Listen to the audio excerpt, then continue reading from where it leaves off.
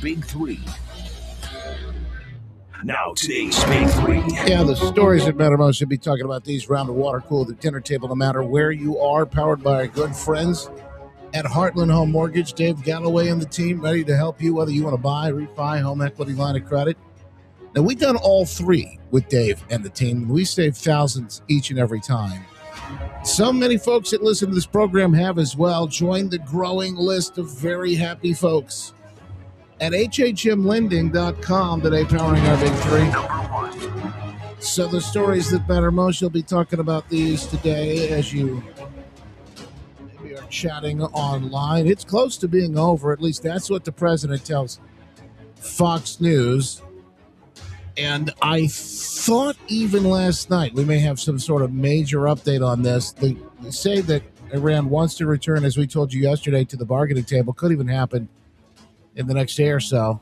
I had to divert, because if I didn't do that, right now you would have Iran with a nuclear weapon. And if they had a nuclear weapon, you would be calling everybody over there, sir. And you don't want to do that. Well, you keep saying was. Is this war over? I think it's close to over, yeah. I mean, I view it as very close to over. You know what? If I pulled up stakes right now, it would take them 20 years to rebuild that country. And we're not finished. Wow. We'll see what happens. I think they want to make a deal very badly. Yeah, the deal, again, we're hearing close to being made. We're hearing some other scuttlebutt behind the scenes, what the president of Iran is saying and why. It's really the blockade that's been the final nail in the coffin. The U.S.-Iran talks may resume, as I mentioned, as soon as tomorrow. The blockade, stopping anything from coming in and out of the ports. Prices down for the oil barrel, $92. CENTCOM with an update, too. We'll get into that coming up. Number 2. A new DOJ report exposing how the Biden Justice Department teamed up with the abortion industry groups like Planned Parenthood. It was a damning report of the National Abortion Federation to track pro-life activists and launch FACE Act prosecution against these individuals. I mean, you talk about absolutely damning information. This is unlike anything we've actually seen, and it's confirmed. Groups supplied dossiers and real-time tips. The DOJ, working hand in hand, asked for travel details, monitored activists for years while downplaying the attacks on pregnancy centers. This is incredible. And the weaponization working group with the latest report on it out in our stack today. Americans getting more back this year thanks to President Trump and the one big, beautiful bill. It is tax day, and I don't know about you, but the average American getting about $350 more back this year. Over 10%. Some may even get any more. All thanks to Trump and the one big, beautiful bill, that legislation, bigger deductions, credits, working family tax cuts, and more. I don't really normally like to celebrate tax day. I don't know about you. I have a bit of a a little bit of a strange feeling about that, but maybe you're the same way. I don't know too many people that look forward to it. Although you may be looking forward to that return, and it's remember, just remember, it's your money. You're getting it back, right? It's just... Call Justin now at 616-774-2424. This is the time to listen Right now. That's 616-774-2424. It is go time. It's West Michigan Live with Justin Barkley. All right. We'll give you a chance to weigh in on the phone today. A couple of interesting things. Vance, last night at a TPUSA event, Erica Kirk didn't make it. There were threats to her that the security decided that she wasn't going to be able to attend. Lots of back and forth on that this morning as well. And I got some more of these clips from Trump. Maybe I'll try and get through. But last night, Stephen Miller said something I don't think most people are paying attention to. There's a total reset underway, folks. Said the president had no plan to secure the strait, and looks like it's going pretty well. Never listen to a panican, Jesse. You will do very well in life ignore the panicans, right? They were the ones who warned of calamity in Venezuela, and it ended up being one of the greatest single foreign policy, military, geopolitical maneuvers in world history. What you're watching now in Iran with the implementation of this blockade is the total resetting of the American power dynamic for the next 100 years. President Trump is saying, we, the United States, have the world's not just most powerful military, most powerful Navy. And whoever controls the Navies control the outcomes in any foreign policy showdown. And so President Trump has put Iran in a box. He's played the checkmate move. And so now, no matter what path Iran chooses, America wins. If Iran chooses the path of a deal, then that's great for the world. That's great for everybody. If Iran chooses the path of economic strangulation by blockade, then the world will pass Iran by. New energy routes will be established. New supply chains will be established. Other nations throughout the region, throughout the world, and especially America, will power the world, and Iran will become a footnote. So that's the choice Iran has, and President Trump has put America into a win-win posture. They did an end around on these folks. And there is some question about, because as he mentioned, panicking of people, it's just not used to this sort of what the president is up to and what his plan is, what he's working on. We're just not America first. We're not used to America first. We're not used to. And I think that's why some folks on the right's got to take some time. So some of these panicans, even some of these folks that some are never Trump or some are Democrats. You're just never going to win. You're never going to win them over. Yeah. I guess you never know. But there are some folks that are concerned because they're new. They're kind of new to all of this. And so they haven't sat through, watched as he's worked behind the scenes like 10 years or whatever. So interesting answer yesterday from Stephen Miller. Here's Trump over on Truth Social today talking about China. China is very happy. He said China happy because of opening the Strait of Hormuz, essentially. China said permanently opening. In fact, China very happy that I'm permanently opening the Strait of Hormuz. I'm doing it for them also. And by the way, don't forget, they've got that meeting coming up. You talk about leverage. He said, I'm doing it for them and the world. This situation will never happen again. They have agreed not to send weapons to Iran, which is another big piece. That was part of the escalation panic over the week. Is China going to send weapons? Is Russia? As President Xi will give me a big fat hug when I get there in a few weeks. We are working together smartly and very well. Doesn't that beat fighting? 3 question marks. But, all caps, remember, we are very good at fighting if we have to. Far better than anyone else. The president's post over on social media today. Got more from Vance coming up. The Pope's fight with the president, which is starting to take an interesting turn. You got some prominent Catholics sort of speaking out against what the president, what the Pope has said, taking some issue with that. Which wild to kind of see some of these things happening. But anyway, we'll get into some of that. We got good news, and Dana Nessel is up to her old tricks. A Democrat attorney general here in Michigan. And we'll blow the whistle on that one coming up this hour, too. So stand by, folks. They're just getting the party started.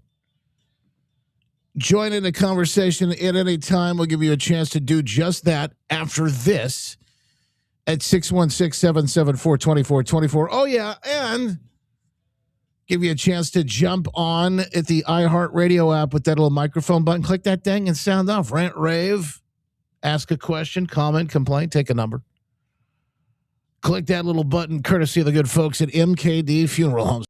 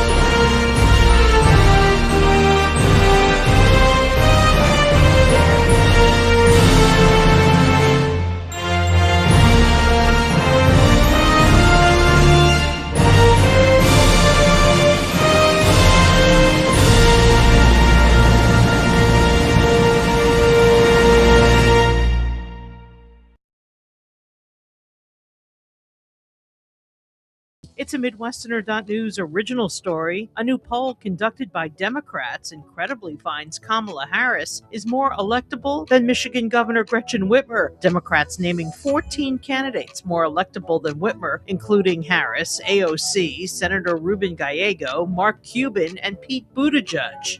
Republican candidate for governor, Congressman John James, says he has a plan to make work great again. The plan includes the elimination of the state income tax. His plan, obtained exclusively by the Midwesterner, James saying Michigan families work too hard to pay for Lansing's waste and fraud. Republican gubernatorial candidate Tom Leonard is proposing an overhaul of Michigan's auto insurance system. He maintains high premiums continue to burden drivers despite reforms passed back in 2019. For these stories and more, visit The Midwesterner at themidwesterner.news. Jared's Appliance. All right, folks, welcome in. Good morning. Welcome into the behind-the-scenes live stream. We got folks watching over on Locals today in the VIP. Hey, I think we're up everywhere today. We're backing at it. The 24-hour book ban from Facebook, I think, is all done now. Carol, good morning. Panda over in the VIP today. Gritter Dunn, good to see you, my friend. Let's see. Mendo Mark. Andrew Stuff, good to see you, brother. Hemi. Over on Rumble, I see Kurt Julianne. Such a time as this, Kelly. Go AF. Duga, thank you so much, guys. Appreciate you. Beasley, Jen Lynn, Jackie Ray. Over on the book today. Welcome back, Bookers. Bookers spent a lot of time over on YouTube yesterday. So you guys sweated it out. How did you like YouTube? We got some tubers hanging out with us today. John, and I see Michael's in here. Let's see who else is here. Bunny, good to see you. Brian. Some of the bookers ended up becoming tubers, I think. They may have liked it so much. Tammy Bruce, good to see you. Barb, thank you. Scott. Joanne. Tammy K. Harriman Clark, good to see you. Wow, good to see you. Lots of folks jumping. She's in D.C. today. What are you doing, Tammy? What are you up to? Rumble is up. It should be all fixed. I don't know if you tried to get into it early. I think there may have been an issue, but it's all good now. Day 3 of the blockade. This is where we are. Earlier today, just about 2 hours ago, there was a Curacao flag ship that did cross. It went through the Iranian island. Let me clear this and go back one. But it was bound apparently for Basra, Iraq. So hang on, folks. Got to jump back in there real quick.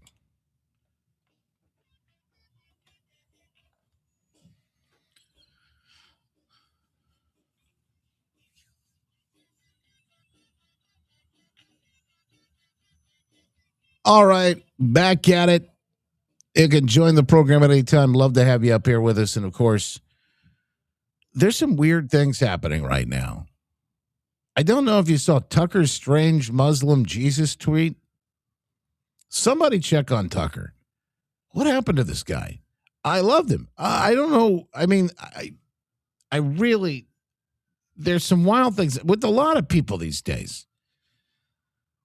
Tucker writes yesterday that people in charge don't want you to know this, but Muslims love Jesus. Wait a minute. Hey, Tucker, what? Well, no, they may love him, but they don't think he's Lord. They don't think he's God. They don't believe the same things we do. And it's fine. You could say that, but why try to conflate the two? He goes on to say, Islam reveres him as a major prophet and messenger of the Lord, believes he performed miracles, and states that he will return to earth to defeat the end.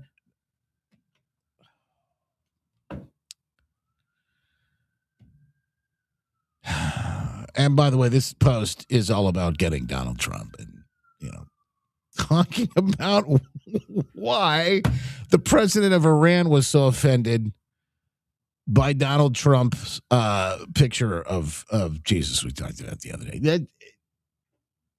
when you're bending over backwards and you're doing some sort of pretzel logic like this, yeah, well, Iran is also at war with the United States. Maybe that's why he posted at Tux. Anybody want to check on him? Anyone just want to go have a conversation? I mean, it may be. I don't know what's happening up in that cabin in Maine right now, but somebody may want to check on Tucker. Holy smokes. Yeah, the Muslims love Jesus. Yeah, they love Christians so much that they killed, I don't know, thousands in Nigeria. There's wars happening against Christians that you never hear about. Speaking of who else doesn't talk about this, the Pope. Why are all these people beefing with Tucker right now? What's happening with the Pope? That's a good question. It was answered last night. Hal Lambert and a couple other people have put their heads together. Hal over on CNN. Last night on that show with Scott Jennings, and I don't think Scott was, he may not have been on last night, but this is that Abby Phillips show on CNN where they sit around and Scott like makes the liberals look like fools. Anyway, he brings up an interesting point about a recent turn of events. What just happened, and you ought to know, especially if you're a practicing Catholic, what the Pope might be up to. A lot of this should be no surprise, but he just got a visit from somebody you may know. Okay, this is all about trying to hurt President Trump's Catholic vote during the midterms and Republicans during the midterms. If you look at play out the dots here, David Axelrod goes and visits. Oh my the God, Pope the last arrogance week. of this. Are There's you not a going to let me billion finish? Catholics Let me in the finish, world. please. They're all worried Let me about Trump's finish. election in the midterms? Clearly, All right, I'm striking a chord here. Let's let him finish the thought. David Axelrod goes and visits Pope Leo last week. They're talking about Obama going to visit Pope Leo. Pope Leo's from Chicago. All of a sudden, now Pope Leo is out attacking Trump and the policies of the United States and Israel. Notice she didn't, I don't remember who this other woman is. She didn't want him to make that point. She didn't want that information to get out there. The Democrat strategist went to visit Pope Leo last week, and now all of a sudden you have the Royal Rumble going on. In a way, well, in a much more forceful way, you have 3 cardinals come out today attacking the immigration policy. This is all about trying to get the Catholic vote against Trump. And let me add one more thing. There's a lot of flaws in this argument. Yeah, no, there aren't, Abby, a lot of flaws. In fact, why wouldn't they do this? People of faith came out in massive force for the president in 2024. So if you were going to fight against that, forget it even be a spiritual thing. But if you're politically, the strategy to fight against that would be to come in with a wedge and drive multiple into those places so that you could take this effort down, this big movement down. It's even bigger than the president, but that's what you'd want to do. And that's what we're seeing, in fact, play out is it really is nasty. But when you look at it and you just look at the pieces of the puzzle here, it's clear. Now, what was the Pope busy doing yesterday? We talked about it in the after show or the day before. He was in Algeria taking his shoes off, walking around a mosque. What do you mean? So we got Tucker saying in one post, no, the Muslims actually love Jesus. Then you got the Pope, who's created a prayer room for Muslims in the Vatican, and then you've got him walking around a mosque. At the same time, what are people supposed to think about this? Now, Catholics are sounding off. And what they're saying, and there are a few of them, high level sort of visual folks that have, I think, made some interesting points on this. So we'll talk about that coming up in a second. Yesterday, I pointed out what Bill O'Reilly said. I just have a couple of questions. He said, what do you think about it? If you don't like this war, remember, this all goes back to the Pope saying, God doesn't hear the prayers of people that are in these fights, in these wars. So forget about the entire book of Psalms, where most of it is written by King David, who actually, talks about this, leaning on the Lord. And by the way, I mean, one of the biggest stories of the Bible is David and Goliath. So the Lord doesn't hear anyway. The truth is the Pope, unfortunately, is and has a bit of a history of being a little radical. No. There's no flaws. There's no flaws. Including that none of the things that you're Axelrod is describing the chief as strategist for Obama. He's also from Chicago, but that's not why he saying went. he's not political. Why is he meeting with the chief strategist for both Obama's campaigns and in the White House? The Pope Oh, France, really? hold on a What, second. would he have a And they want to meet with Obama next. Obama wants to go over. So you just understand what you're dealing with. This is not, little bit more than meets the eye on all this. Possible reason to meet with the chief Hold on a J.D. second. Vance met with the Pope And before the Pope last Francis, one died. exactly. What was Pope he doing Francis there? met with J.D. Vance. Pope Francis was extremely critical. J.D. Vance is Vice President of the United States. Hold on a second. Pope Francis was extremely critical of Trump. He was extremely critical of the immigration rhetoric from Trump. But you didn't hear it. You know why you didn't hear about it? Because he didn't speak English and he wasn't from Chicago.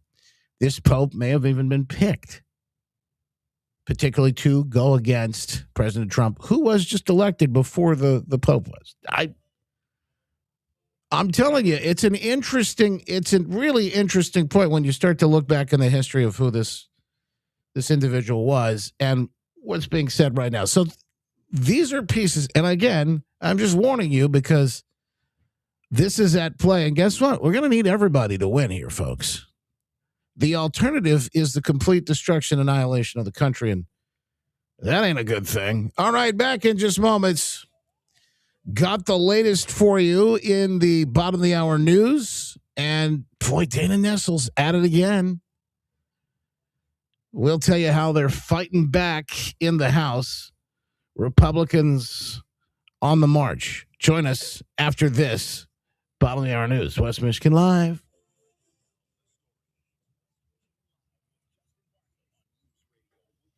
And 106.9 FM. Here's a question. How many...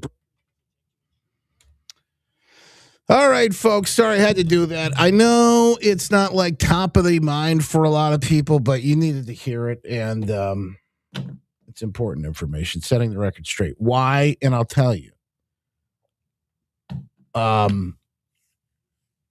If you look at the shift, especially since the last 5 years, and COVID, and boy, that was a really interesting question too. That Catholics and had I thought fair criticism of the question of the Pope and the Catholic Church of, they were throwing people in jail. We just talked about the pro-life groups. They were throwing people in jail. Where were they talking about? The Biden administration? Biden was a Catholic, but they were throwing these pro-life people in jail. Biden is a Catholic, I should say. He's still with us, as far as we know. And we do know because he was out yesterday and actually said something. He stepped in it, and there was a real funny video that's being pushed around right now, which is kind of funny to watch.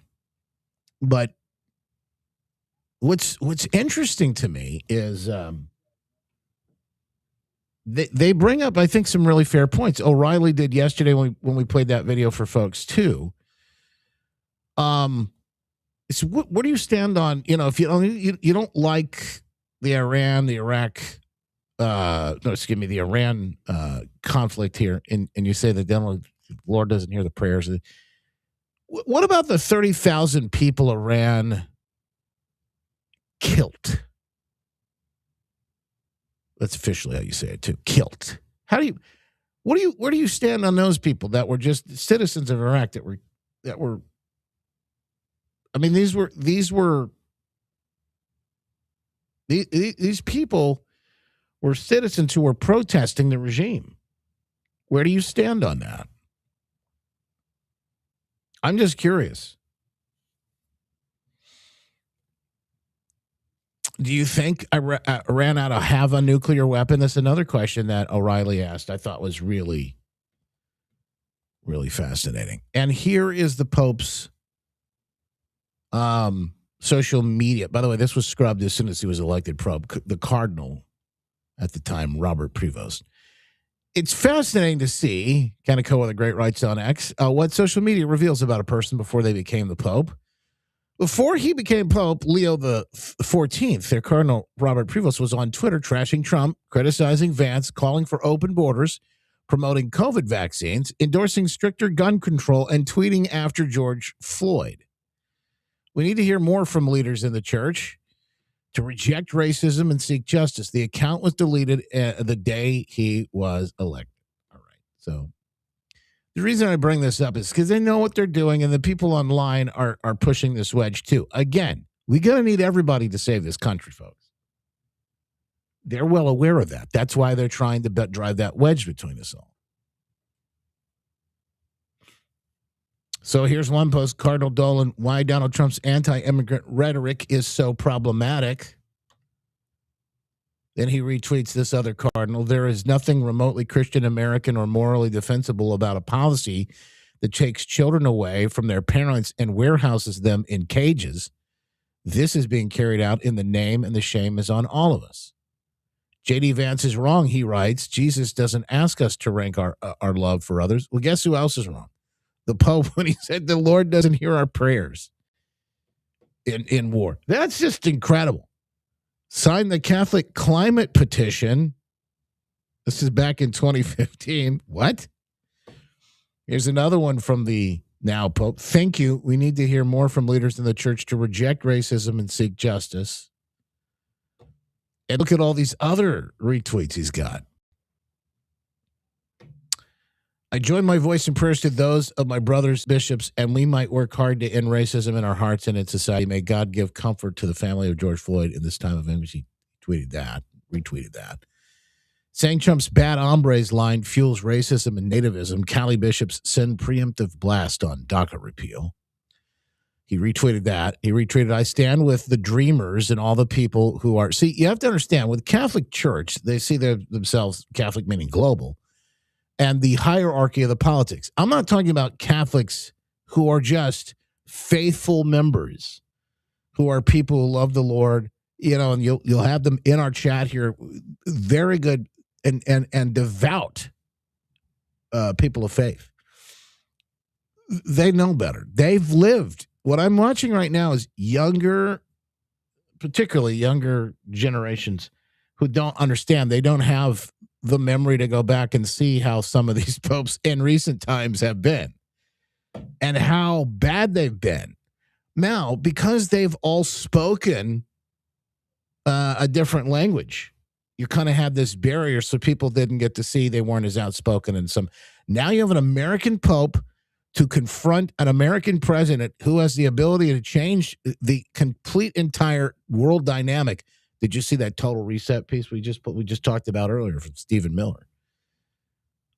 Anyway, I just bringing that up. That's right, John. The Pope's brother is a big Trump supporter. That's true. But I'm just bringing this up because, again, I think what we're watching is not by mistake. There's a massive battle happening right now, so I warn you, don't fall into it. Don't fall into it if you can. Help yourself. Here's Trump's post. Will someone please tell Pope Leo that Iran has killed at least 42,000 innocent, completely unarmed protesters in the last 2 months? Yeah, I may want to comment on that. That for Iran to have a nuclear bomb is absolutely unacceptable. Thank you for your attention to this matter. America is back. Hang on, folks. To West Michigan Live with our good friend Justin Barclay. The Glenn Beck program coming up at 10 on Wood Radio. Thank you to the folks at the Good Feet store, making it happen each and every day. Holy smokes. Keeping me on my toes with the latest news and on my feet. Yesterday we went to Meyer Gardens, walked around, saw the butterfly. Beautiful day to do that. And I don't know how many steps I get in. I don't even think about that anymore because of the Good Feet store. And if you're like me, and those have been things like activities, being out and on your feet, especially during spring break with the kids and all the things that we want to do, just keeping up with 2 little girls, 3 and 5. Anyway, this is kind of a tough thing being a dad, right? And not anymore with the Good Feet store. I'm telling you, you could do everything you've ever wanted to do and more with comfort and confidence from the Good Feet store. Listen, I've been ranting and raving. I've been talking about these folks for years now. Just walk in and see for yourself what the difference is like. 28th Street, right in front of Costco, or in Portage on Westnedge in front of Kohl's. The Good Feet store will help you get back to business or pleasure, whatever it is that you're looking to do, work or play. They will take care of you and make you feel better every day at the Good Feet store. All right, Dana Nessel is at it again, folks, and this is one of those stories. Again, I thank goodness she's on her way out, and I don't think If you've been paying attention, look, in the last nearly 10 years now, if you've been paying attention, you probably, you know how bad it is and how big this election is going to be in 2026. Look, I've said it. I said, as big as 2024 was for the nation, I think 2026 is going to be for our state here in Michigan. And boy, oh boy, do I believe that to be true. This is just another one of those examples of why. Joining us now to talk about that fight and, in fact, what they're doing to fight back, Rep. Schuette with us right now on the line. Appreciate you taking the time, Rep, to be here with us today. And the fight continues. The importance of this election, as I mentioned, I don't think it's possible to overstate it. Just bring it down for us, though. Tell us what's going on and what you guys are fighting against here. Well, absolutely. And first off, appreciate you having me on the show and having me on the program. And you're exactly right. This is an incredibly important election. I think it's the first time in the history of Michigan's, history as a state, going back to 1837, that every single one of our statewide offices has been open and up for grabs. So it's an incredibly important election. And, the Attorney General race is one of those very important races because right now we have an Attorney General that is just every day making it harder to, raise a family or start a business in the state of Michigan. And her latest action, a case she has taken to the Supreme Court, would basically, thrust Michigan even deeper into what it is known as a judicial hellhole, where, trial lawyers can sue your, local plumber, your electrician for everything under the sun. And, for a long time, Michigan has existed in a framework where you can be, prosecuted and, you can be, investigated for violating the terms of your registration and the terms of your license. But what Dana Nessel wants to do is to just give a free giveaway to the trial lawyers and trial attorneys and say, you can sue your, plumber because there's ice in front of your house. That doesn't make any sense. Yeah, think about how much that's going to cost, the average everyday person. The small mom and pops to do business, obviously, the big guys may be able to afford it and deal with it, but the small mom and pops could be they could be shut down altogether, driven out of business. And on top of that, what's that going to do to you when you're trying to get some work done? These guys have to figure that in, make your costs go up. Absolutely. Yeah. And you hit a great point there in that, a major multinational corporation, they have a team of attorneys, right? So it'll be, big law shop versus big law shop. But your mom and pop electrician, your local small business, they need a set of one consistent standard of law and regulation to follow. And right now in Michigan, there is so much red tape. There is so much regulation on a small business. We've made it impossible to start a business here. And we've made it so difficult to just, turn a profit in the state of Michigan. It's no wonder why, families are fleeing our state. At record clips. It really is sad to see. Rep. Bill Schuette with us right now, talking about this battle with Nessel. Look, what else do you see right now as we talk about how important this election year is, how important things are for Michigan? Anything else you see as being critical? Maybe you're hearing from folks as you're out there, meeting with people. What are they talking about? Two really important things that I want to hit on, Justin, is, the cost of our, property taxes and the cost of our utility bills in the state of Michigan. It doesn't matter if I'm in my home district in Midland, I'm over on your side of the state. Everywhere in the state of Michigan, people are paying too much on their property taxes, and they don't even feel like they own their home. I was talking to a group of seniors over in Midland just last week, and they say, I feel like I'm renting my home from the government. And that's the state of our property tax environment in Michigan right now. So we need to provide real, serious property tax relief, and that will help lower the cost of housing, which is another major concern for Michigan families. And then, utility bills. We're heading into the spring season, and we came out of a very cold winter. And the sticker shock for families across our state when they're looking at their utility bills is staggering. And you can tie a direct line to the higher bills that Michigan families are paying to heat their homes, to the crazy Green New Deal energy code that the Democrats passed last term. And we need to make sure that we make it, cheaper and more affordable to live in our state. Rep Bill Schuette with us right now. Obviously, you mentioned some of those big things that are on the way and on the horizon. People are looking at even right now. What about?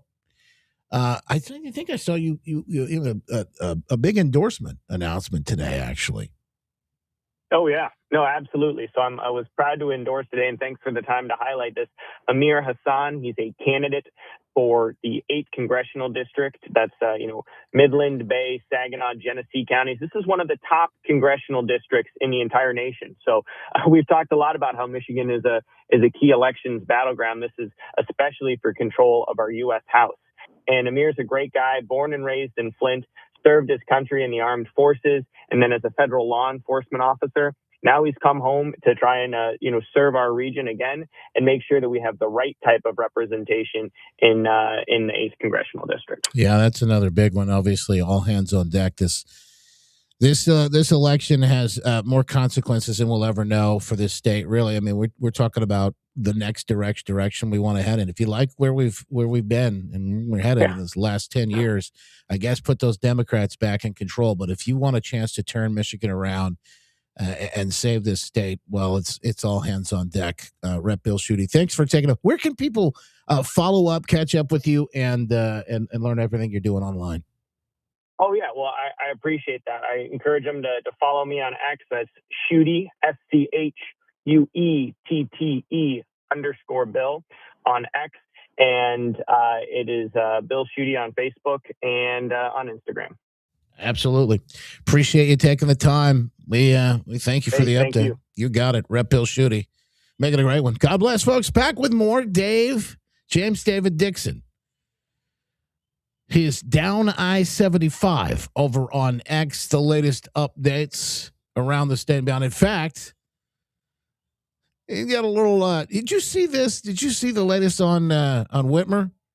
She's trying to run for president in 2028, right? Numbers don't look great for her, by the way. Democrats. She's not even that popular among Democrats. It doesn't look good. He's got something. He'll pull the curtain back on.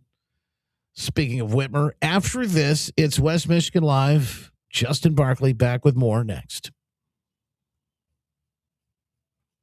FYI, like literally, it's West Michigan Live with Justin Barkley on News Radio Wood 1300 and 106.9 FM. Here are your headlines from the Midwesterner this Wednesday, April 15th. I'm Robin Poffman. It's a Midwesterner.news original story. Republican gubernatorial candidate Tom Leonard is proposing an overhaul of Michigan's auto insurance system. He maintains high premiums continue to burden drivers here, despite reforms passed back in 2019. During a roundtable discussion this week, Leonard saying that rising costs are among the top concerns he hears from residents here in Michigan when he travels across our state. Republican candidate for governor Congressman John James says he has a plan to make work great again. And a new poll conducted by Democrats incredibly finds Kamala Harris is more electable than Michigan Governor Gretchen Whitmer. Democrats naming 14 candidates more electable than Whitmer, including Harris, AOC, Senator Ruben Gallego, Mark Cuban, and Pete Buttigieg. For these stories and more, visit The Midwesterner at themidwesterner.news. Pump up your energy savings with the new Bradford White Aerotherm G2, the only hybrid electric heat pump water heater manufactured in America using the... All right, rolling. The fastest hour in radio is flying by. Do I know why the FB live chat shows up on YouTube? Joanne, there's something called the Restream bot. So I don't know if Facebook can see what other people say, but there's a Restream bot that will take what is said in the chat, no matter what platform you're on, and then put it on so that people can chat with each other cross-platform. Restream is the platform that we use to stream the show out to everybody. So I'm assuming that's what's going on. Anyway, that probably answered that. Stand by, folks. Back with more and the fastest hour in radio flying by. Just saw lots of tornado damage, crossed right over 131, literally by the Plainwell Airport, according to Hemi. Wow. Yeah, I was about ready to go to bed last night, and then the sirens started hitting, and I thought, well, maybe I should give this one a little time. And certainly some fantastic folks praying and helping through that. We made it. We made it. All right, hang on, folks. Stand by. Here we go. 20 seconds left.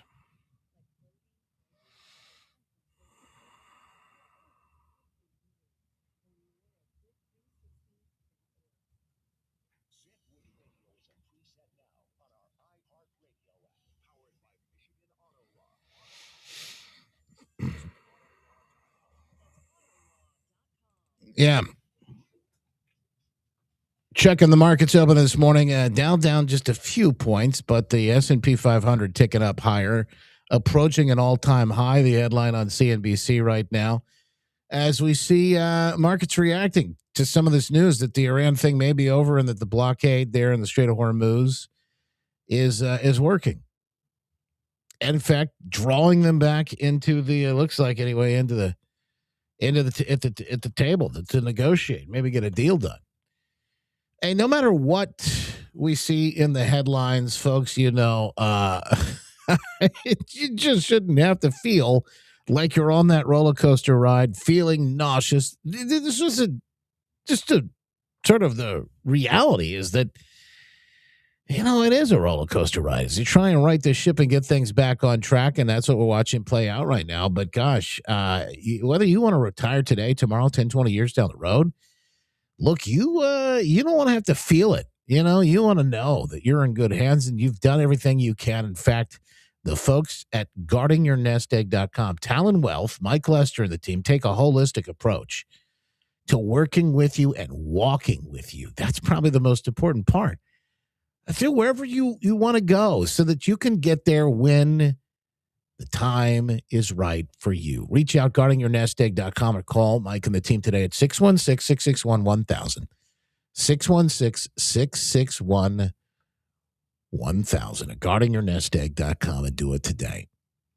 Fastest hour in radio is flying right by our good friend James Dixon, down I-75 over on X. Got a great podcast. Always a pleasure. Appreciate you taking the time, my brother. Thank you for having me, Justin. It's always great to hear your voice.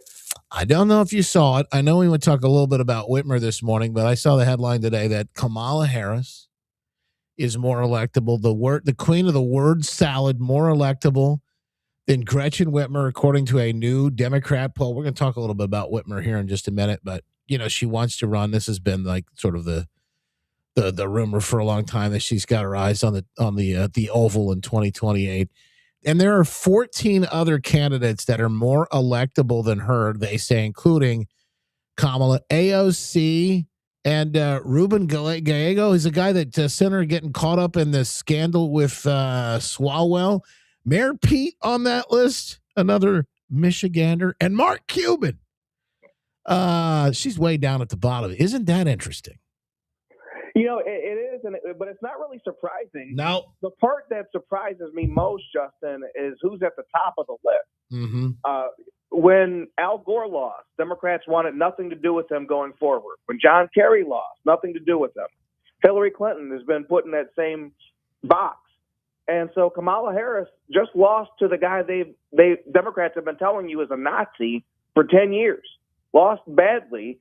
Looked like she didn't have the energy for a 100-day campaign, and now they're saying, let's try her for a 700-day campaign. What it just tells me is that they are out of ideas and they've bottomed out, and it just makes me wonder who's waiting in the wings. Who's the next Obama that they might have to elevate a cycle or two early? It's interesting to me, and I'm all for this, by the way. Please run her. Please run her again. Oh, yeah.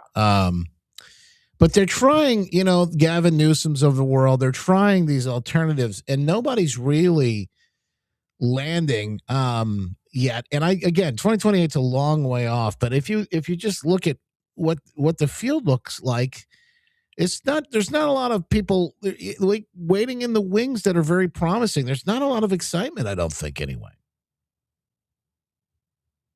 You know, the Democrats are coming off a loss. What they're really hoping is that 26, they can switch the dynamic and get some House of Congress back.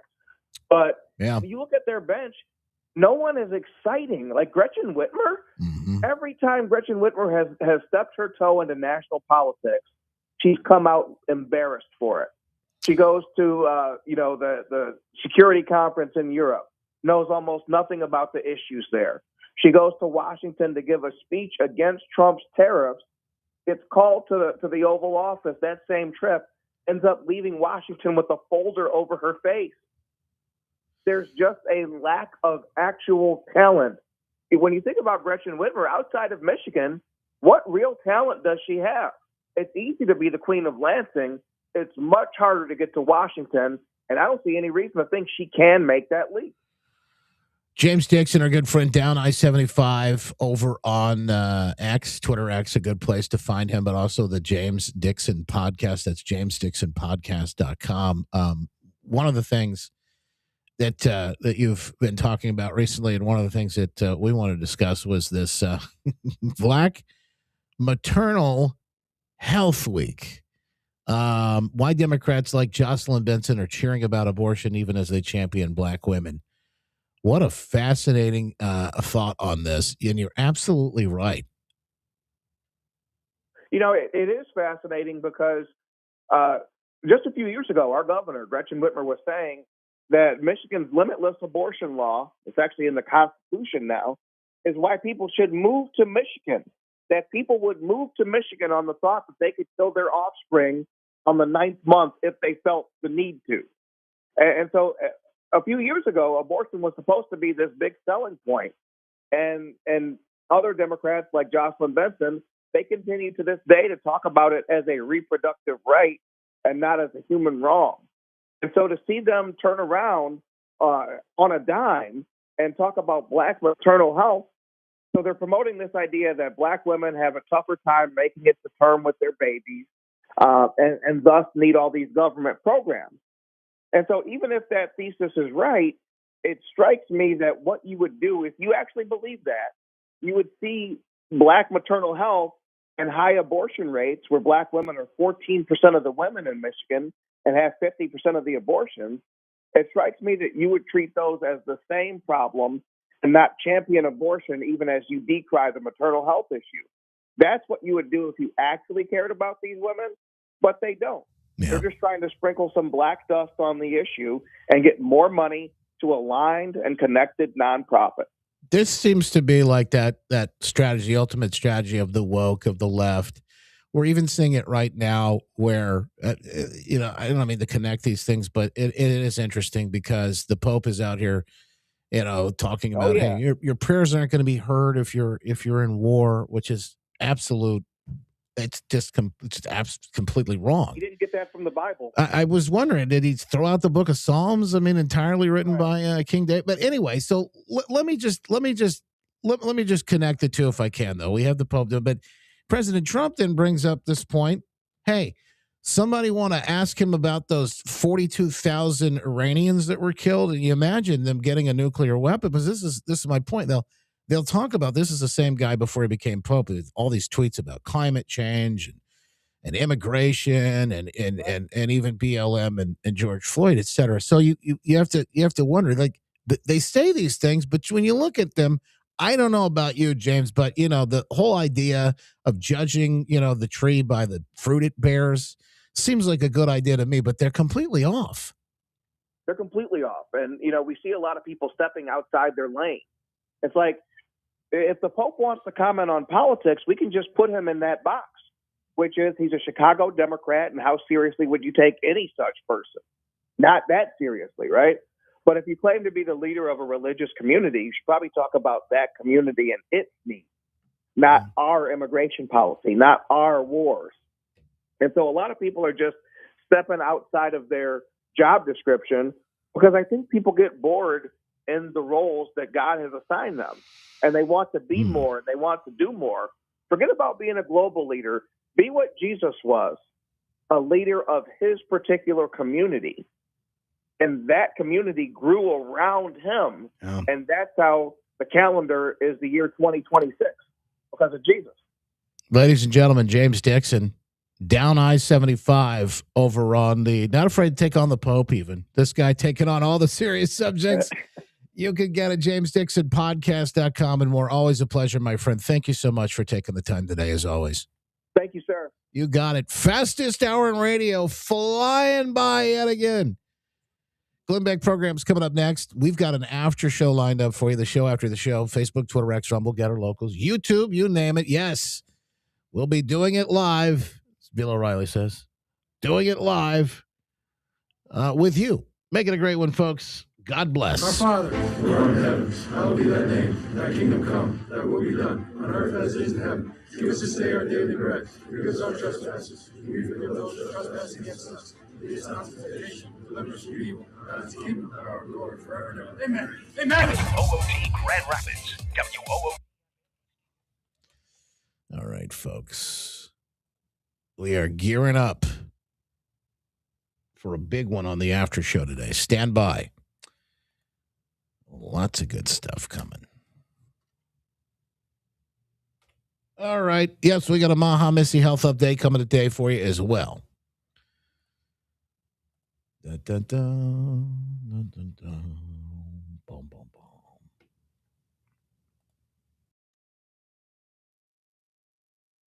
Get ready to strap in. It's going to be a heck of a ride. It's like drinking from a fire hose. Never a dull moment, but yes, you'll hear the stories you won't hear anywhere else, and we appreciate you being here with us for them today. I'm Justin Barclay. Yes, it's the after show, the show after the show, folks. Welcome in today. Another big one.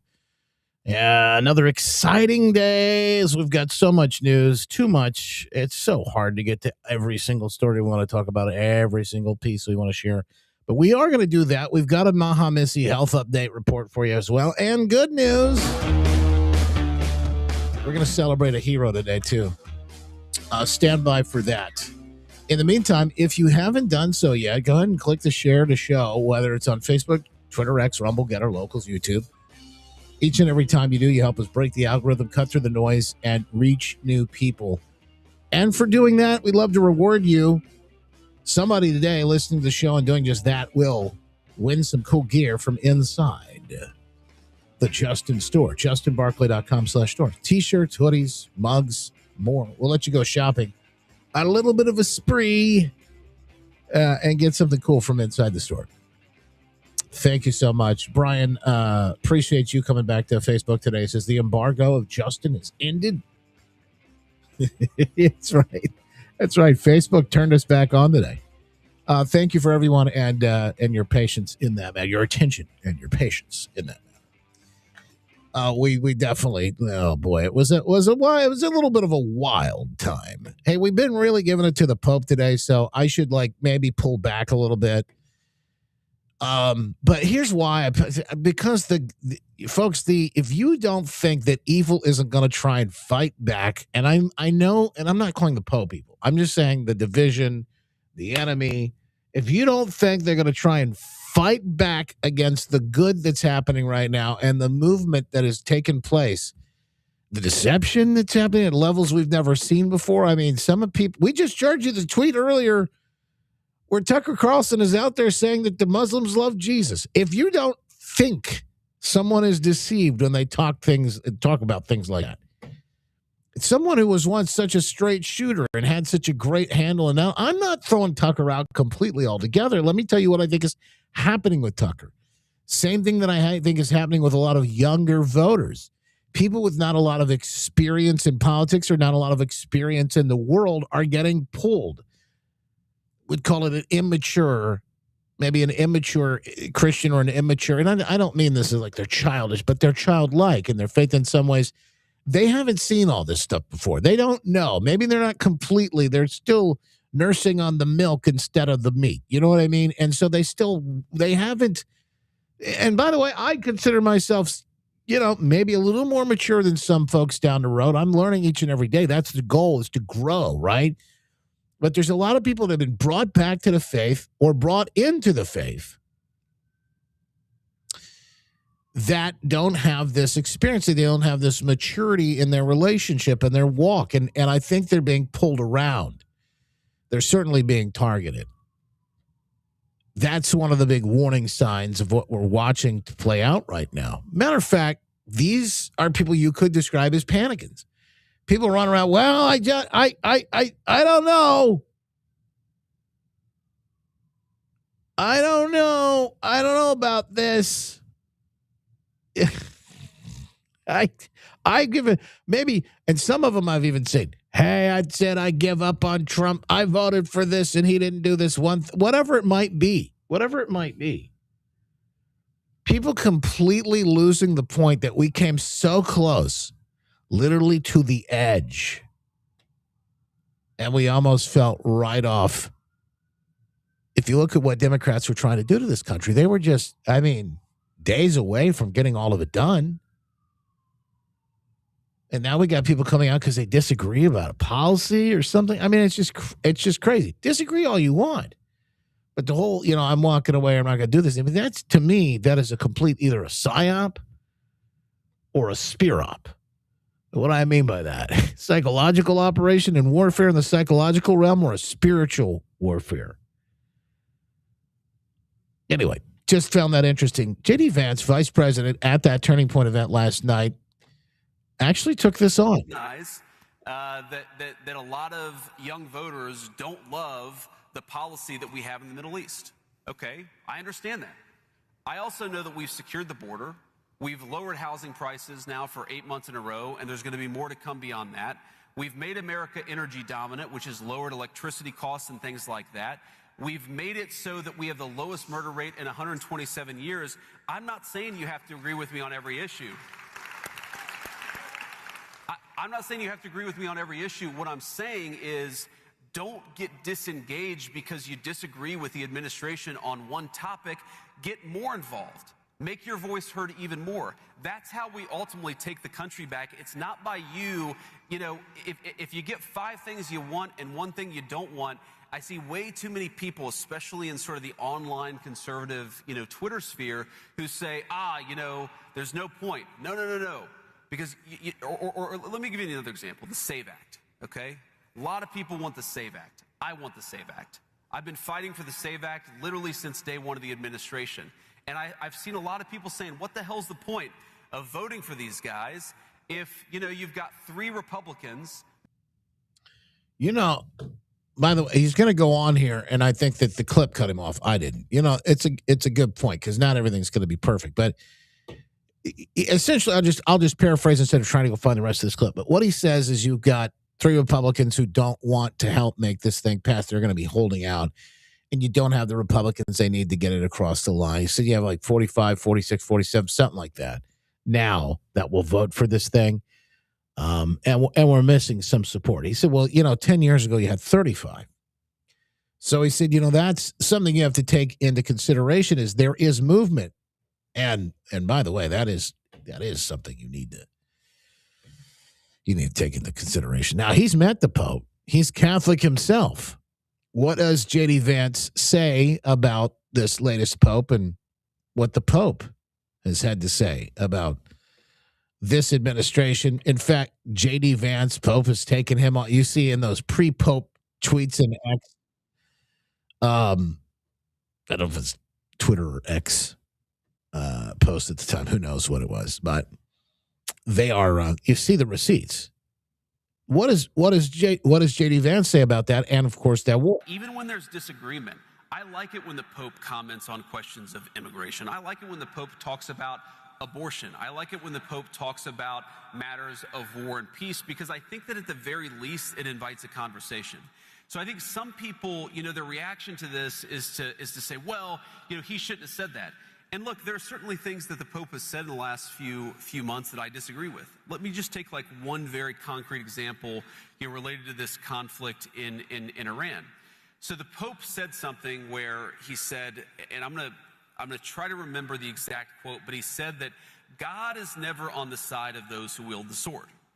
God is never on the side of those who wield the sword. I'm pretty sure that he said that exact statement. Now, on the one hand, again, I like that the Pope is an advocate for peace. I think that's certainly one of his roles. On the other hand, how can you say that God is never on the side of those who wield the sword? Was God on the side of the Americans who liberated France from the Nazis? Was God on the side of the Americans who liberated Holocaust camps and liberated those innocent people from, those who had survived the Holocaust? I certainly think the answer is yes, and I agree. Jesus Christ is not. I agree. We keep getting cut off. These clips. Who put these together? I mean, I want to know what the heck the guy was saying. What did he want to agree with? Who put these clips up? Eric Daughtry. Over on X. I wish I knew. Golly. There were so many big things that came out of it last night. In fact, I'm not going to be able to, because of just the schedule we have today, to get them all. But I will put them up. We'll get them in the stack a little bit later on, and you'll be able to see some of the latest on these things. All right, speaking about the latest on Iran and the movement. They're getting very anxious in Iran right now, apparently, according to this latest report, why that blockade is working. Question, and we've been talking with U.S. officials. They say the Trump administration is not going to make the same mistakes that previous administrations made when it comes to dealing with the Iranians. They're not going to let the Iranians drag out these talks indefinitely. If the president does send another team back to Islamabad or a different location in the region, it would be to get a deal done or ultimately look at other options. We do understand there are conversations taking place about scheduling the second round of talks. But after the Iranians have had a few days to go back to their capital of Tehran and speak with top officials, the expectation is they would be able to come back to the negotiating table with a serious set of conditions and the consultations that were made in the Iranian capital that would allow them to make a final decision and create some sort of good faith agreement with the United States. All right, Trey, thanks so much. Interesting thoughts here. There's this thing floating around out here right now, and to get verification on it, gonna need some help to do that. But the president of Iran saying we only have X amount of days left when it comes to what's big. See, what's happening with the blockade is the blockade. There are only so many ships being allowed or not being allowed in and out of the ports for Iran right now. Other ships are going to be allowed to go through. They're going to watch what's being allowed to go through, and they're going to do the mine sweeping. Those are some of the big pieces of the puzzle. So I look, when you watch some of these stories, when you see what's coming through, it is a wait and see. But the one thing I think most people are concerned about, whether it's Iran or what is or isn't happening, I think is the thing that they can see for themselves, which is gas prices. Now, I've actually seen them go down here recently. Not a whole heck of a lot, but under $4, which is good. That's moving in the right direction. But somebody asked this question the other day, how come gas prices up? What part of that answer is because it's a global commodity. The other part of that answer, Glenn carried the other day in his program. Want to give you a chance to hear how he handled it. Let me answer something here that is probably the number one question that I get all the time whenever we're talking about the war in Iran. Why is it, if we're energy independent, is gas going up? Why are we paying that? And this is something that is, the answer is going to kind of, you'll feel better, but you'll also be a little, you'll understand it more on why we have to break the back of this progressive agenda. So I remember when I was young, 1980s, gas was probably $1.80 or something. And I moved to Texas, and I saw gas there. It was like 90 cents. And I'm like, oh my gosh, I am never moving from Texas. Okay. Same country, same oil, same ground. How could it be like $1 cheaper? Okay. If you're like most people and you've ever lived in Texas when it was like that, that memory sticks. Now, part of it is because California they just jack up the prices with restrictions, and they also add a lot of tax to it. And it feels like there's proof that something is wrong here. But let me explain. We have all of this oil, more than we've had in decades. So why does it feel like we're paying more? Let me walk you through this in a way that I think it could maybe click for you. I want you to think of oil not as oil, but think of it as cattle. Not hamburgers, cattle. Because what comes out of the ground is not gasoline, it's crude oil. It's thick, it's messy, it's different qualities depending on where you drill for it. And you don't drive your car on any of that stuff, okay? Just like you don't sit down and eat a cow in the field. It has to be processed, refined, turned into gasoline, diesel, and jet fuel, or whatever. Here's where it breaks from common sense. Just because you have a lot of cattle in your state doesn't mean you have enough slaughterhouses.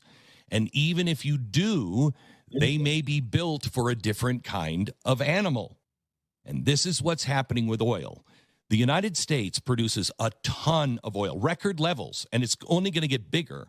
But a huge portion of that oil, especially from places like Texas, is what's called light sweet crude. It's really super easy to refine, but only if your refineries are built for that. Our refineries aren't built for that. We built refineries back in the 60s and 70s, and we built them to handle the heavier, dirtier crude, the kind that comes from Venezuela or the Middle East. So what do? Well, if we can't refine this, we have to then import the kind that our system is designed to handle. So we sell the light sweet stuff overseas, and then we have to import this stuff. So even before you get to price, you're already in the global game. Your oil isn't your oil anymore. It's a worldwide swap meet. Then you have to layer on transportation. When I saw those cheap prices in Texas, I was close to the source, fewer pipelines, shorter trips. It cost less to move it, okay?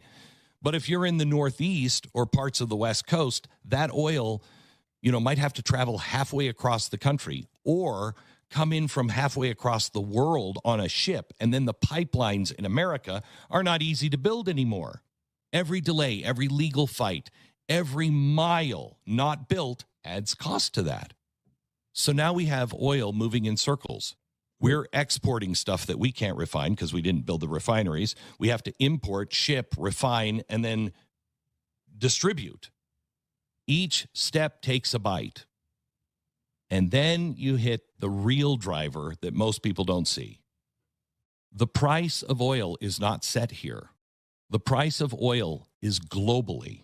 It's globally set. So it doesn't matter if your neighbor struck oil in their backyard. It doesn't matter. The price you pay is tied to what somebody in Europe or China or India is willing to pay for the same barrel because everybody's competing for it. It's like living next to a wheat farm during a global food shortage. And you're like, wait, I don't have bread, but all that wheat's right there. Yes. They don't sell that wheat to you for less because you're close. He sells whoever will pay the market price, and the price moves on fear. Let's stop it there. In fact, I'm going to put the full up if you want to see it. We get the wheels spinning on us. But the full answer up on the stack today, and I've actually shared this over on X too, so if you're like, I have to see this, you can see it right away. But it is an interesting point because I don't think people have, in fact, I see comments in the chat, about this and some other things from time to time. People have just enough information to get in a little trouble. It's like me when I want to do a project. I can like go on YouTube and I can look it up. I could figure out how to do it. I'd probably figure out how to do some surgery. I know just enough to get me into trouble. There's a bigger picture that a lot of times people don't fully understand. And then they get on Facebook or they get on Rumble or they get online and they go, because they know. Just ask them. They're an expert in everything. But to the people who are genuinely curious, that I just ask open-ended questions that are trying to damage the conversation, there's an answer some things that you may not have considered, some things that we're watching play out right now. In fact, we've already started seeing some of those prices at the pump go down. Again, it is something that I acknowledge is going to be an issue. Now, again, you get to November and prices are down, going to be a completely different story, especially if this thing is off the table. I don't know. And neither do the panicans, black pill, doomer gloomers, chicken little sky is falling. So we don't know. We don't know. But what we do know is the good news, no matter what the headline says, is that God is still on the throne. So that's where I always come out, by the way. I always come out in favor of that. If you ever hear me talk about anything, especially something that looks like it's a big deal, I always land there because that's the truth. It's the only thing that we actually know. It's the only constant in a world that will constantly be changing from now here on out. So stick with that. If you need that, put it in your back pocket and enjoy. Time for a little bit of an update.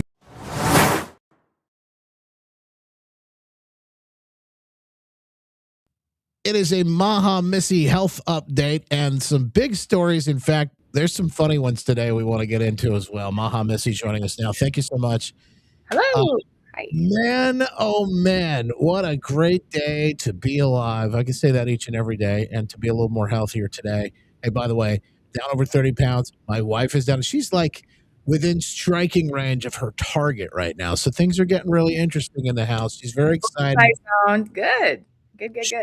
Hey, by the way, I guess just give my wife a little, pat on the back here and a little, I just so thrilled. She was like, I saw the other day, I was like, oh, that's a shirt. I haven't seen that in a while. She goes, oh yeah, I haven't been able to wear this in years. And then she was talking about, like, she goes, and these are the smallest jeans that I have. And she goes, and they're getting too big for me. And I'm like, well, when she busts out her homecoming and prom dress, send me a picture. Yeah.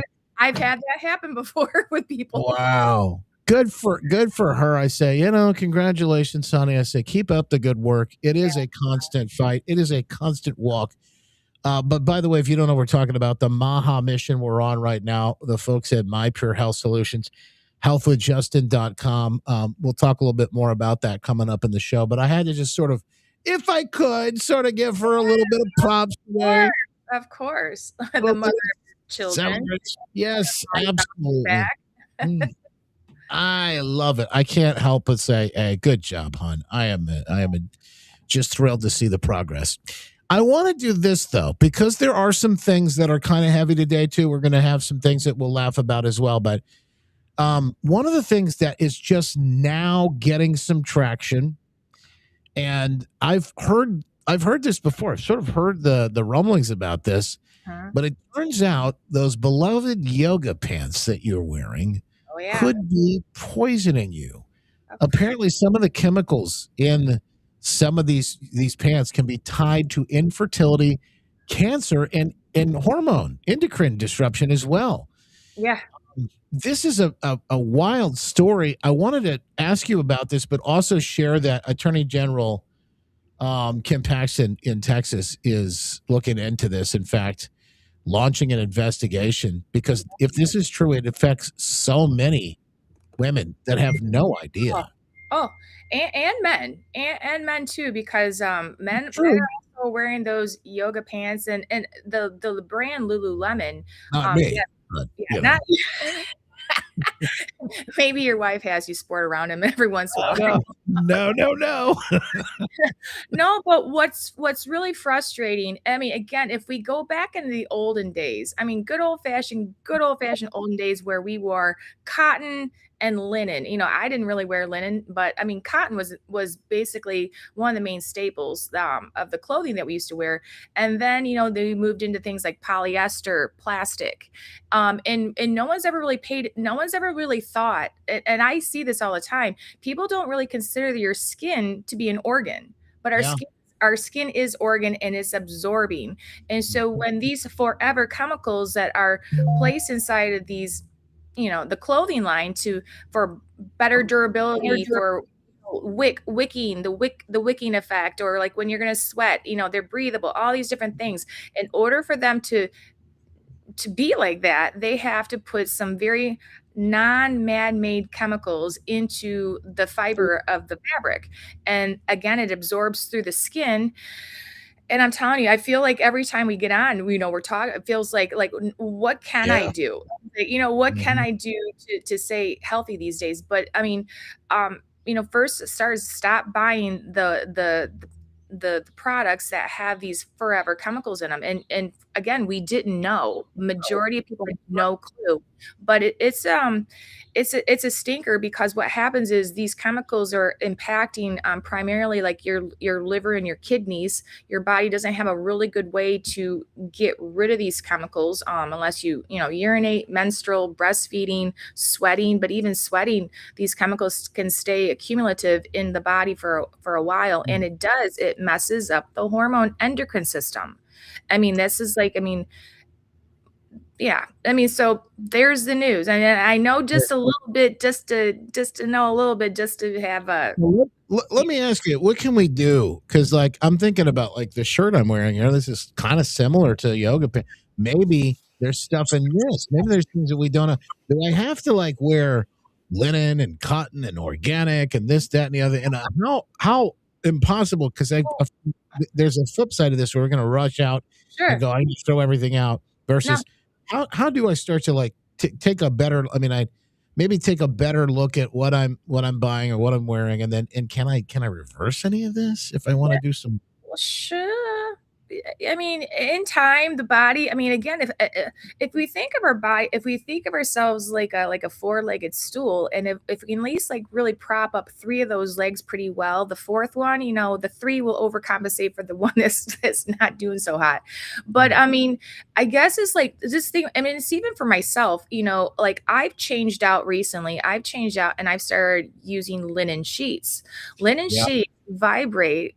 Have a resonant frequency of 5,000. And that is something, again, when people start to grasp that our body is this ecosystem, this biochemistry that's constantly happening on the inside, your body's always looking to keep you in balance. And some of the things that we can do easy is go out and get some cotton sheets, or some linen sheets, or even bamboo sheets. That right there. And don't sleep with polyester nightgowns. Sleep with, maybe wear cotton, maybe go, little, birthday suitish. That maybe birthday suit. Let the body breathe. Let it be on fabric that God innately designed the body to gravitate and want to be towards. I mean, because you and spring cleaning, go through and get rid of some stuff. And when To your point, and I just saw this in the chat. Debbie talks about men wearing cotton undershirts or cotton underwear, and I have seen a lot of this lately, talking specifically about men and infertility and like is it polyester, whatever it is, the material that they're wearing for underwear. And I think about this. Man, it's a whole other thing. Again, I take this stuff in. I'm like, I don't know, this is the way I do with all this stuff. I bring it in. It sounds interesting. I look at it. I'm going to ask the Lord about this. Is this something I need to continue to look into?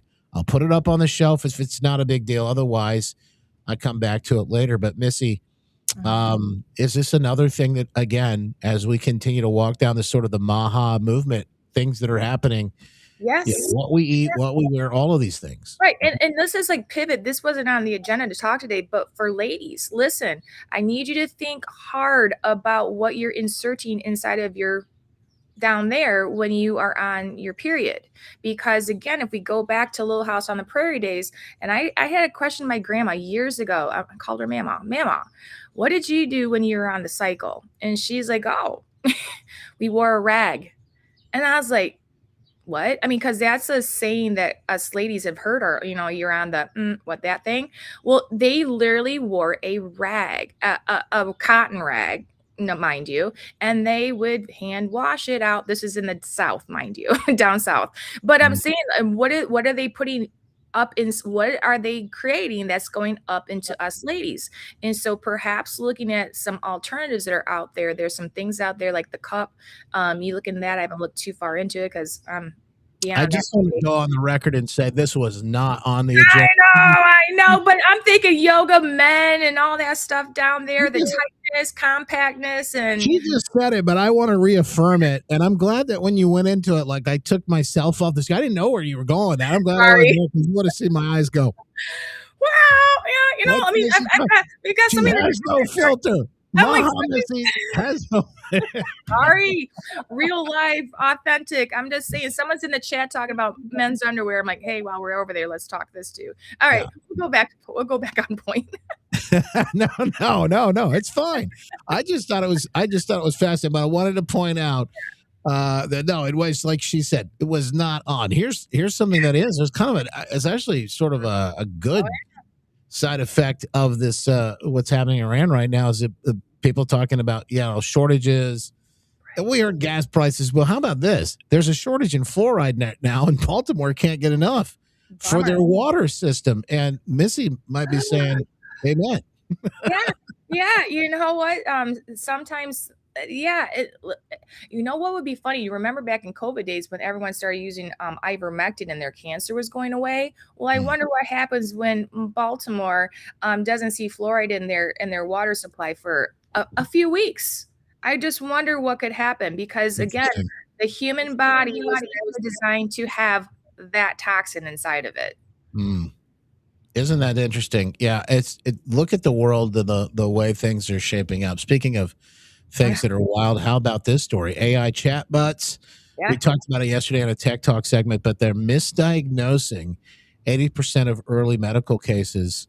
A new study finds. Now, I know that AI is going to be helpful for some things, and I think it helps people get some ideas on things, but how close should we be watching this? Because think about it again, AI can only do so much, and it only has access to some of the things that it's been fed. A lot of that's going to be old school medical stuff that may not even be right. It does, and it also depends on too the source of AI that people are using, because there's a lot of there's some competition out there. The one that I'm primarily using, ChatGPT, has been awesome. It's a lot of fun. It's gotten to know me as like a friend. Gemini, I'm a fan of Gemini because Gemini has the entire Google database to pull from, which I love that. But again, you have to, it's good. It's a great tool to ask questions, but to not obviously make the decision, make a life like a decision, like I guess I don't need to go to the doctor because it doesn't look like it's a big deal. Oh no, don't do that. But Gemini and other bots, even Claude is a huge one that's an up and coming. They're directed, they'll spitball with you, but they'll also direct you to not making a decision on your own either. Whereas some of these other open AIs will do that. Yeah. It's something that we have to probably be aware of and take into consideration, I guess. Absolutely. So a lot of people are like, hey, my dog's got this on it, and you take a photo of it, and then again using Gemini. I really, if you're AI users, I would look into Gemini. Gemini has been like, good Lord Almighty, it's amazing. It's and it's only getting smarter by the hour. I've had some good success with some of them. I will tell you, I don't think I've used Gemini yet. I will say I saw something the other day that said like some of the news, like when you ask a question on Google or whatever, like the information that's coming out that like summarizes it is not always right either. No. You've got to be on your toes. I mean, I've learned that. It's taken me down some bunny trails, but it's only going to continue to get better. But I can see where 80% of people are getting misdiagnosed. Yeah, it's new. It's a new tool. The weird thing President Trump is doing to fight cancer, Dr. Oz reveals, and we probably wouldn't recommend this. But it's funny. It's worth a good laugh. Office. So he'll pepper. Bobby and I usually go to the meetings together. So he'll first start off with candy bars, that little candy jar he'll call it. He'll hit the red button. Yeah. And then comes the diet soda pops, which is your dad argues that diet soda is good for him because it kills grass. It's poured on grass, so therefore it must kill cancer cells inside the body. So he'll try. Please, I'm not even going to argue this right now. We were on Air Force One the other day, and I walk in there because he wants to talk about something, and he's got an orange soft drink on his desk. Fanta. He yes, drinks Fanta. That's what I didn't want to say the brand name on the podcast. He's got Fanta on the desk, and I say, "Are you kidding me?" So he starts to like sheepishly grin. He goes, "This stuff's good for me. It kills cancer cells." And then he tells me it's fresh squeezed. So how bad could it be for you? All right, I have to ask this because I know you wouldn't recommend like go drink Diet Coke and Fanta and have candy bars and all that. But I have to ask because there's something else that I hear that I recognize that I think is kind of interesting. He's got this relentless positive mindset outlook. And so while we probably wouldn't recommend drinking the Diet Coke or the but he is, the guy's 80 years old. So okay, you think about that. But the question is about the positive mental the outlook, the mindset, the way that and I think if you look at his success in lots of other areas, but in his health too. Yeah. How much of a role does that play in your health? In being able to live longer, but also be happier while you're living. I mean, some of the doom and gloom, black pill sky is falling. I think some of them are missing that in this psychological operation, in the warfare that's happening, the spiritual warfare as well. Some of the things that they're engaged in, and they don't even know it, is it being targeted to be demoralized, to feel like there is no hope, to feel like there is no help. And that to me makes you want to give up, makes you want to give in. That to me, I think, is even more dangerous and can cause us to become healthy. So what about Trump's positive, maybe that thing that helps him stay healthy is that mindset? Oh, and gosh, Justin, you hit something so huge. The mindset is something that we can't see. I mean, we can see the body, you can see your skin, but you can't see the mindset. There's no really way to good gauge it. Like, wow, is it full today? Is it empty today? Is it got eczema on it today? Like, you can't see it. But it is the most unsung hero, and you nailed it, because we do need a positive mindset. And even in the central nervous system, which is your spine, the number one thing that pulls your spine out of alignment, where dysfunction, disease starts to happen, the number one thing that is taught in chiropractic school is stress. And where's stress? Boop, boop, boop, up here, the mindset. And so there is so much to be said for those who are happy, and you choose. It's a choice. When the world's falling apart, what does the Bible tell us to do? Keep our eyes focused on him. And how sometimes I have to do it, I see bombs going off this way, fluoride, chemicals, all these horrible things. But the same, I keep my eyes focused on him, because I know, because it says, don't look to the left, don't look to the right. And so if I look to him, and I kind of keep a few of those, scriptures in the back of my mind, that I know that all things are working together for my good. Even though it doesn't look like it, I'm going to trust in the fact that what he said is true. And so, yeah, I love the fact that Trump, he's drinking. I'm like, it's kind of a cute mindset in a way, because my dad is the same way. I mean, some kind of simple, I don't want to say simple-minded people, because Trump is not simple-minded, but you go back and it kind of makes sense. If Diet Coke kills grass, then it should kill cancer, and again, you can't we'll never be able to achieve perfection here. I mean, it's like near impossible, but while we're waking up and we're going to the grocery store, and this time we're going to choose to buy toothpaste without fluoride in it. And next time we're going to choose to buy deodorant that doesn't have aluminum in it. And then you're going to buy your husband some tidy whities that are all cotton, and then you're going to bust out some bamboo sheets, and then you're going to start maybe putting a filter on your water machine. And so a little by little, I mean, the body's so resilient that it will show up for you. It's going to heal and regenerate. You just got to start somewhere and start small. You don't go throw everything out of the kitchen cabinet and everything out of you don't go do that. It's when you go to replace what is gone, replace it with something healthy. And that's how you start. Yeah, I love that idea. It's just little baby steps, doing the small things here and there, and it's paid dividends for me and for my wife, for Lizzie as well, as I've been talking about earlier. If you missed it, down over 30 pounds, each of us, and Lizzie is like within striking distance. I got a ways to go before I get to my goal, but she's within striking distance. She's going shopping in her closet right now for new Love wardrobe. that. That's free. That's free. She's also made her way into the store, which is fun too. But listen, if you want to do this too, and you want to see those same results, people are coming off their medications. They are coming off medication. They're feeling better than ever. They're having some great results. We've seen all kinds of things where people just feel, like 10, 20 years younger. Yes. Missy, I want to let you talk about this, but one of the things that I know a lot of people, when they finally talk to you, healthwithjustin.com, by the way, give I Missy spelled time. wrong, by the way. Sorry. Well, I love this though, because it says it's not your fault the scale won't move. People don't realize there's a lot happening behind the scenes. If you've had issues with trying to get this done and you want to get healthier, but you just banging your head up against the wall, this could be what you needed. Absolutely. And that's what I need people here.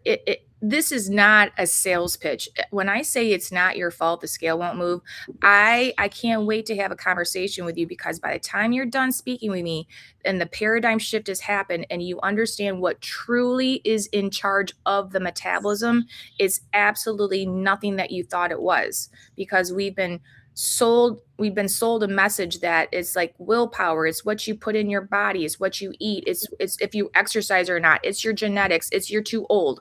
It's all a lie. It's all a lie. I mean, it's all a lie. It's an inside story.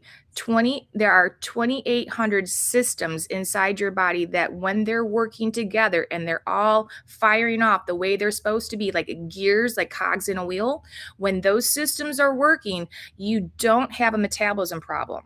When those systems go offline, you are going to have a metabolism problem, and no matter what you do is not going to be a permanent solution for you. You might lose a little and then you stop using that thing and you're going to gain it back. Of course you would, because you didn't fix the problem.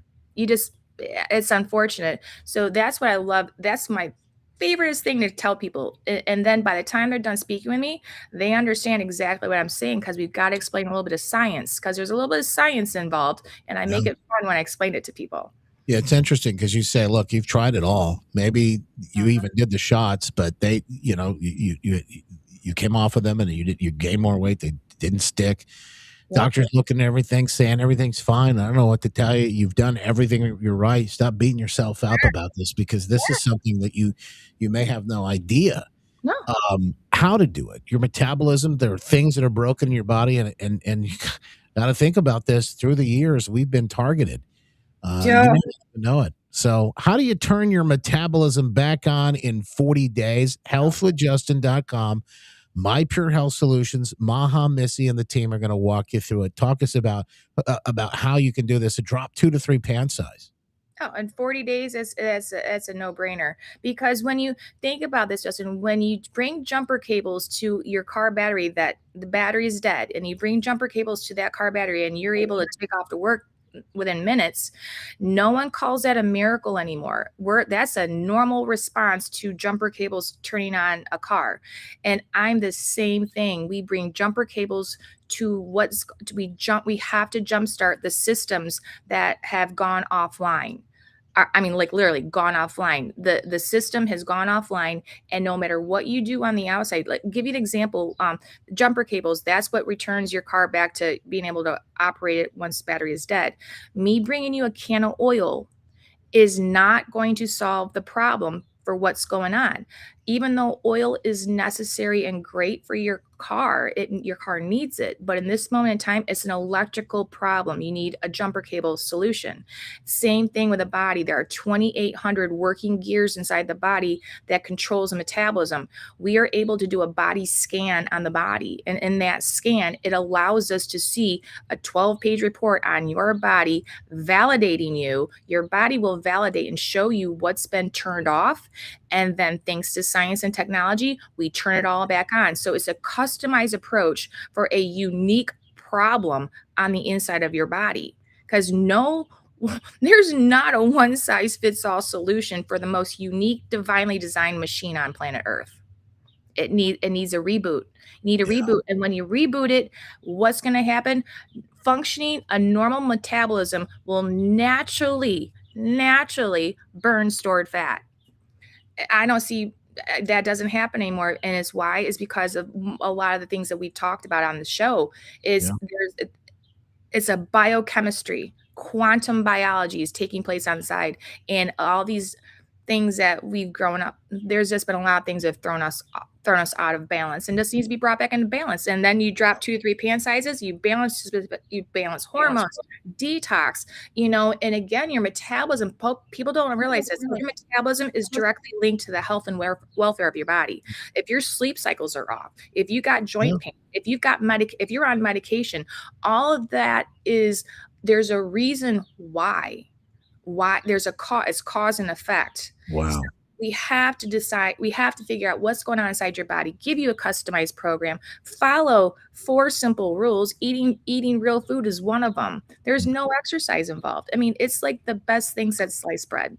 No shots, no shakes, no pills, no exercise needed, no fake food, no gimmicks. Healthwithjustin.com to find out how you can lose 2 or 3 pound sizes, balance your hormones, detox your cells, kill brain fog, get rid of joint pain, sleep again, have more energy. By the way, we've done all those things. And I feel incredible because, and I got to ask, Annette in the chat wonders, in a case like someone who has like Hashimoto's, so she says she has something that's going on. Can you help somebody like that too? Yeah. Yes. Oh yeah. Yeah. You've got thyroid issues. Again, blood work is only telling you 10% of the story. You've got 100%. There's so much more going on. Yes. I've seen people I've seen so many things reverse. I mean, because when you fix the problem, you don't have the symptoms anymore. Yeah. I mean, type 2 diabetic people, those are my favorite. I love watching them get off of those medications in less than days, if not a couple weeks. And Hashimoto's, give me a call. I'd love to explain how amazing your body is and how it can be brought back online. Sean says he's down 7.7 pounds so far. Congratulations to Sean. Yeah.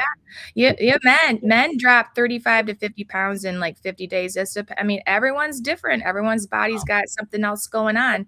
Women, you're going to look to 20 to 25 pounds. And again, when you're talking about stored fat, that is 2 to 3 pant sizes. If you're heavy on top, then you're 2 to 3 sizes on the top, because that's where you hold your fat. If you're down below, that's again, this is fat burning, not weight loss. Just for folks who listen to the program, Justin listeners only, got a spring reset special underway right now. You can save big, but you're going to have to reach out, healthwithjustin.com, or call 269-964-4044. Tell them you heard it on the program, and you'll be able to walk through with Missy what exactly we've been up to, why my wife is losing the weight. I was just going to say, to clarify that. I'm losing it too, just to be fair. Healthwithjustin.com. Make sure you check it out and get into it today, because Missy would love to help you. Missy, always a pleasure. Thank you for the latest updates. Thank you. Folks, if you have questions for a Maha Missy health update, we'll do one again next week. Would love to hear from you, and of course, maybe help solve some of these problems that you're dealing with. Reach out. We'd love to make sure we get those answers for you. Justin@justinbarclay.com, or go to healthwithjustin.com and just reach out to Missy yourself and get the answers. Always a pleasure. Thank you, Missy. Thank you, Justin. Yes, back with more. In the meantime, make it a great one, folks. God bless.